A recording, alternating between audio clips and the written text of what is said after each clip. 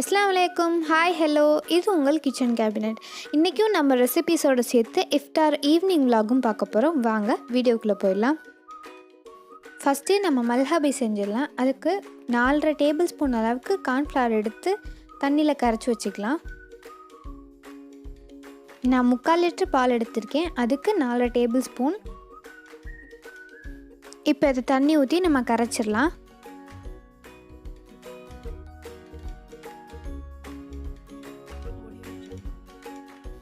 நல்லா கரைச்சாச்சு. அடுத்து நம்ம பாத்திரத்தில் 3/4 லிட்டர் அளவுக்கு பால் ஊற்றிடலாம். பால் லேசாக காயட்டும். காஞ்சதுக்கப்புறம் நம்ம சீனி போட்டுடலாம்.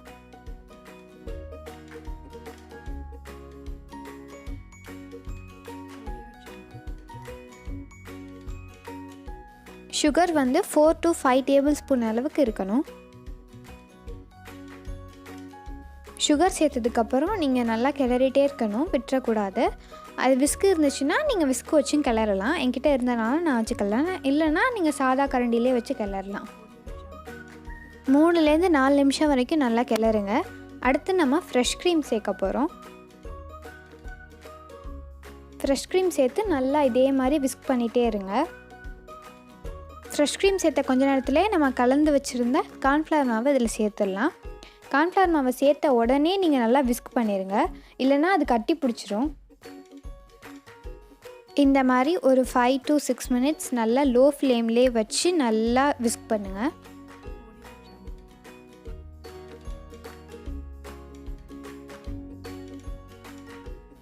கொஞ்சமாக நீங்கள் அடுத்து ரோஸ் எசன்ஸ் ஊற்றிக்கலாம்.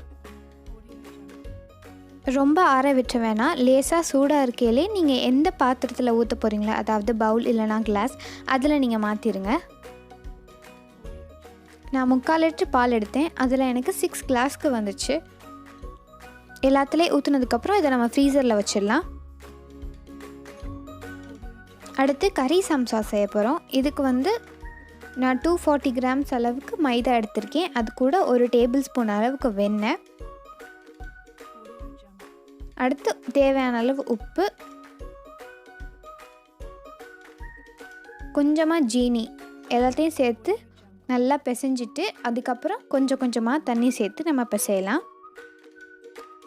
வெண்ணெயை ஃபஸ்ட்டு நல்லா மாவோடு கலந்துருங்க.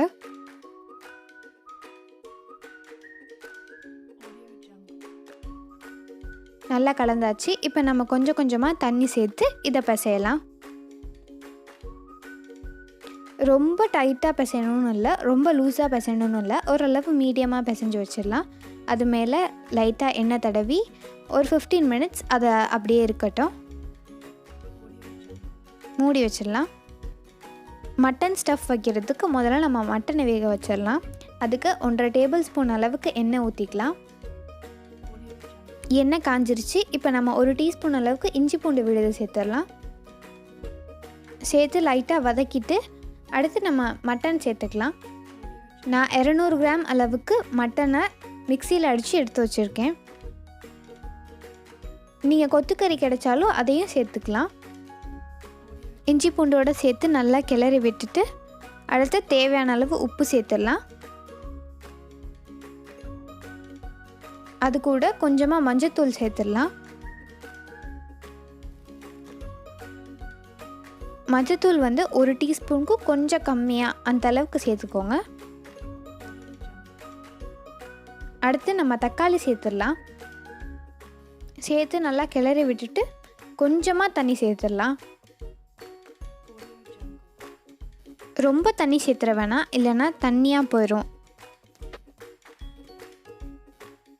இந்த மாதிரி கொஞ்சமாக தண்ணி ஊற்றி கிளறிட்டு ஒரு விசிலுக்கு வச்சிடலாம். மூடி விசில் போட்டாச்சு. அது ஒரு விசில் வரட்டும். இப்போ நம்ம அதை அடுத்த அடுப்புக்கு மாற்றிடலாம். அதுக்குள்ளே நம்ம ஸ்டஃப்புக்கு தேவையானதெல்லாம் வதக்கிடலாம். இப்போ ஒரு பேன் வச்சு 1.5 டேபிள் ஸ்பூன் அளவுக்கு எண்ணெய் ஊற்றிடலாம். ரொம்ப எண்ணெய் ஊற்றிட வேணாம், இல்லைனா சொல்லுன்னு ஆகிடும். அப்படி எண்ணெய் ஊற்றக்கூடாது. ஸ்டஃப்புக்கு ரொம்ப கம்மியாக தான் எண்ணெய் ஊற்றணும். எண்ணெய் காஞ்சிருச்சு. இப்போ நம்ம வெங்காயத்தை சேர்த்துடலாம். அந்த பக்கம் மட்டன் ஒரு விசில் வந்துருச்சு. அதை ஆஃப் பண்ணி ப்ரெஷர் போகிற வரைக்கும் அது அப்படியே இருக்கட்டும். 2 பெரிய வெங்காயம் நான் சேர்த்துருக்கேன். வெங்காயத்தை சேர்த்து நல்லா வதக்கிடுங்க. லைட் ப்ரௌன் ஆற வரைக்கும் அதை நல்லா வதக்கிக்கோங்க.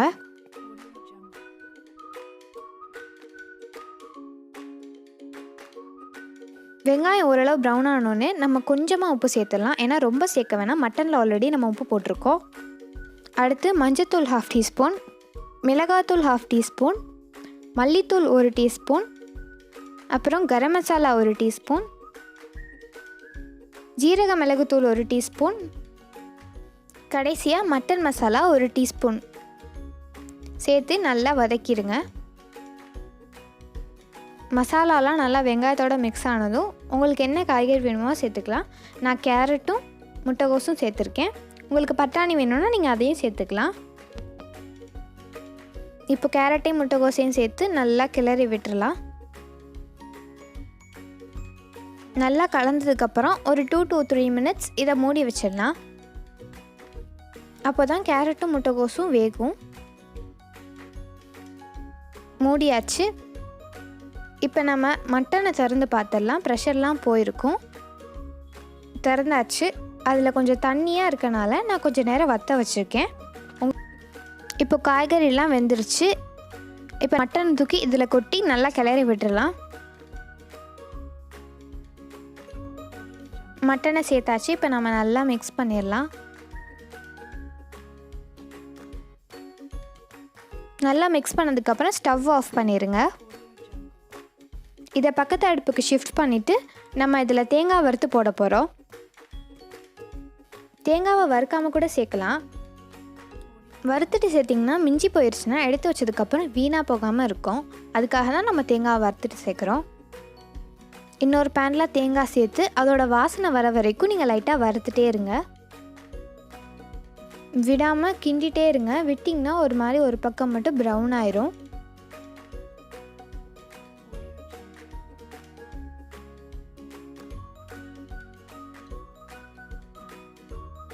பாருங்கள், இந்த அளவுக்கு லைட்டாக வறுத்தா போதும். இப்போ நம்ம இதை எடுத்து அதில் கொட்டி கிண்டி விட்டுடலாம்.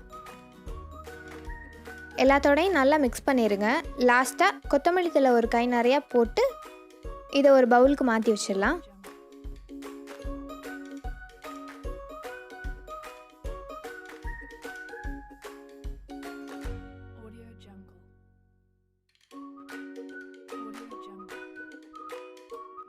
அடுத்து நம்ம சமோசா ஷீட்ஸ் பண்ண போகிறோம்.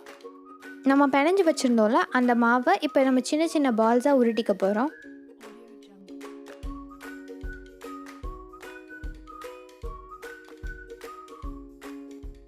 இந்த மாதிரி சின்ன சின்னதாக உருட்டி வச்சுருங்க.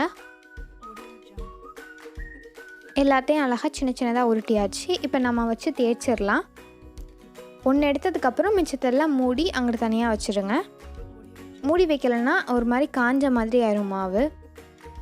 இப்போ நம்ம மாவு போட்டு இதை நம்ம தேய்க்க போகிறோம். மாவை ரொம்ப லேசாக தேய்ச்சிடக்கூடாது. ஓரளவு லேசாக தேய்ச்சா போதும். இல்லைனா நம்ம ஸ்டஃப் வைக்கும்போது ஒரு மாதிரி பிஞ்சிக்கிட்டு வந்துடும்.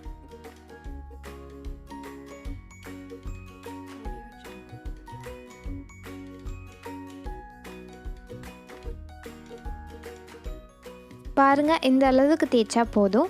இப்போ நம்ம டவாவில் இப்போ இதை போட்டு எடுத்துடலாம். டவா ரொம்ப காயணும்னு இல்லை, ஓரளவு காய்ஞ்சாலே போதும். லேசாக அதை நம்ம காயிற அளவுக்கு போட்டு எடுத்தால் போதும். அப்போ தான் நமக்கு ஷீட்ஸ் மாதிரி கிடைக்கும். 2 பக்கமும் லேசாக சூடு காமிச்சு எடுத்துருங்க.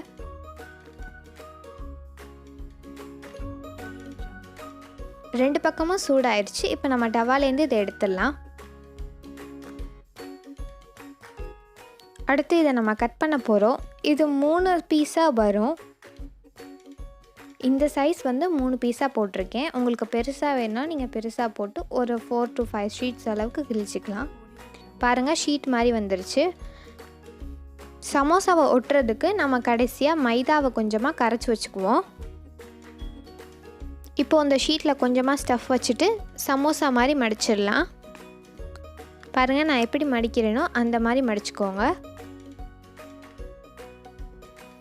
மடிச்சிட்டு கடைசியாக இருக்கும்ல அந்த இடத்துல நம்ம அந்த மைதாவை வச்சு இப்போ ஒட்டிடலாம். இப்படி ஒட்டினீங்கன்னா நீங்கள் எண்ணெயில் போடும்போது உங்களுக்கு பிரியாமல் வரும். சமோசா மாதிரி அழகாக மடித்தாச்சு. அடுத்து நம்ம எண்ணெயில் போட்டு எடுத்துடலாம். எண்ணெய் காஞ்சிருச்சு. இப்போ நம்ம சமோசாவை உள்ளே சேர்த்துடலாம். போட்டோன்னே திருப்பிட வேணாம். ஒரு பக்கம் லைட்டாக ப்ரௌன் ஆனதும் இன்னொரு பக்கம் திருப்பிடலாம்.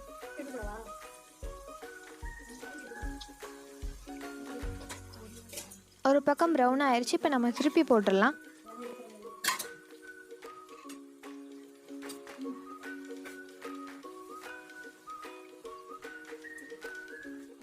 ரெண்டு பக்கமும் வெந்துருச்சு. இப்போ நம்ம எண்ணெயை வடிச்சிட்டு எடுத்துடலாம்.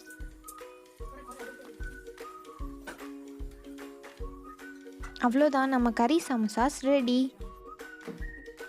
அடுத்து நம்ம சர்பத் கலக்கிடலாம். அதுக்கு ஒரு பாத்திரத்தில் கொஞ்சமாக தண்ணி ஊற்றிக்கோங்க. நான் சுகரை பவுட்ரு பண்ணி வச்சுருக்கேன், அதை சேர்த்துடலாம். சுகரை பவுட்ரு பண்ணி வச்சுக்கிட்டிங்கன்னா உங்களுக்கு சர்பத் கலக்க ஈஸியாக இருக்கும். நல்லா கலந்து விட்டுருங்க. பாருங்கள், ஈஸியாக கரைஞ்சிருச்சு. அடுத்து நம்ம லெமன் சேர்த்துடலாம். நான் 1.5 லெமன் சேர்த்துருக்கேன்.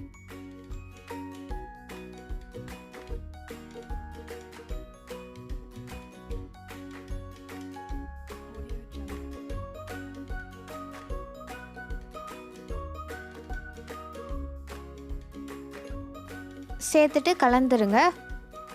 அடுத்து நம்ம சப்ஸா விதை சேர்க்க போகிறோம். சப்ஸா விதை கூட பாதாம் பிசின்னு சொல்லுவாங்கள்ல, அதையும் சேர்த்துடலாம். நான் காலையிலே 2ஐயும் ஊற வச்சு வச்சுட்டேன்.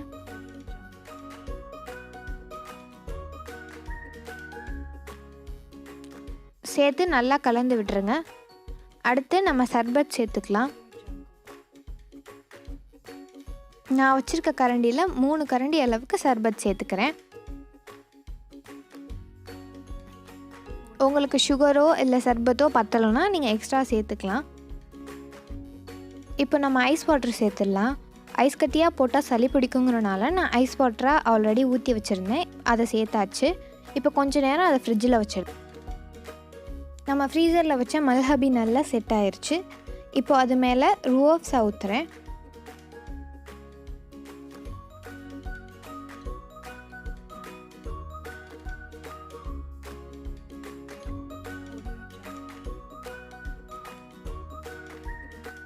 அடுத்து நட்ஸை கிரேட் பண்ணி வச்சுருக்கேன், அதை சேர்த்துடலாம்.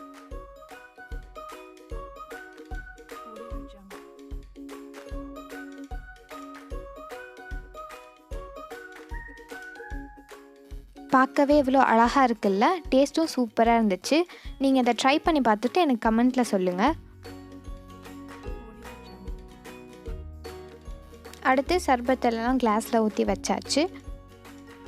இஃப்தாரோட மெயின் டிஷ் நோம்பு கஞ்சி, அதை நான் ஆஃப்டர்நூனே பண்ணி வச்சுட்டேன். உங்களுக்கு நான் வீடியோ ஆல்ரெடி போட்டிருக்கேன், என் சேனலில் செக் பண்ணிக்கோங்க. ரெசிபீஸ் பிடிச்சிருந்தா செஞ்சு பார்த்துட்டு கமெண்ட்டில் சொல்லுங்கள். இந்த vlog உங்களுக்கு பிடிச்சிருந்தா லைக் பண்ணுங்கள், ஷேர் பண்ணுங்கள். மறக்காமல் நம்ம கிச்சன் கேபினட் சேனல் சப்ஸ்கிரைப் பண்ணி அந்த பெல் ஐக்கான் அமைக்கிறங்க.